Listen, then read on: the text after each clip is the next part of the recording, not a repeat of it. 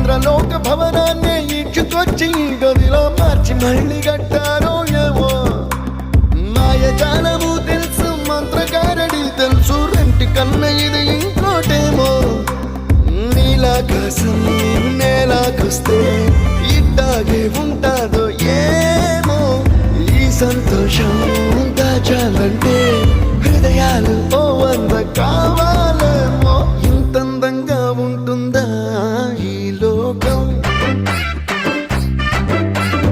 ఇన్నాళ్ళు ఈ మనసుకి తెలియాలేదే పాపం